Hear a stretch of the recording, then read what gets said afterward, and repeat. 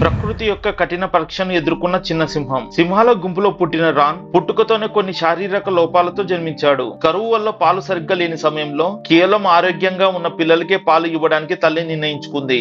రాన్ బలహీనంగా ఉండటం వల్ల ఆ తల్లి అతన్ని పాలు తాగనివ్వకుండా పదే పదే తరిమి కొట్టింది. వేటలో వెనుకబడుతున్నాడని, బ్రతికే అవకాశం తక్కువగా ఉందని భావించిన గుంపు కొన్ని రోజుల తర్వాత ఒక సాయంత్రం రోన్ లేచి చూసేసరికి తాను ఒంటరిగా ఉన్నాడు. తల్లి సహోదరులు కూడా ఎక్కడ కనిపించలేదు. తల్లి తిరిగి వస్తుందేమో అని రాన్ అక్కడే ఉండిపోయాడు. కానీ సాయంత్రం కూడా అవుతుంది, ఆమె ఎక్కడ కనిపించలేదు. చివరకు రాన్ కు అర్థమైంది తల్లి తనను ఒంటరిగా వదిలేసి వెళ్లిపోయిందని. ఒంటరిగా ఉన్న రాన్ పై చిరుతపులి దాడి చేయడానికి సిద్ధంగా ఉన్నప్పుడు ఒక నీటి గుర్రం అడ్డుపడి ఆ చిరుతను తరిమి కొట్టింది. ప్రకృతిలో శత్రువుల మధ్య కూడా ఇలాంటి వింతైన ఇన్సిడెంట్స్ అరుదుగా జరుగుతూ ఉంటాయి. డాక్యుమెంటరీ ప్రకారం రాన్ తన బలహీనత వల్ల మరియు కరువు పరిస్థితుల వల్ల చివరికి ప్రాణాలు కోల్పోయాడు. కానీ ఇంటర్నెట్ లో ప్రచారంలో ఉన్న కొన్ని వర్షన్లు అతను బతుకుతాడని చెబుతుంటాయి.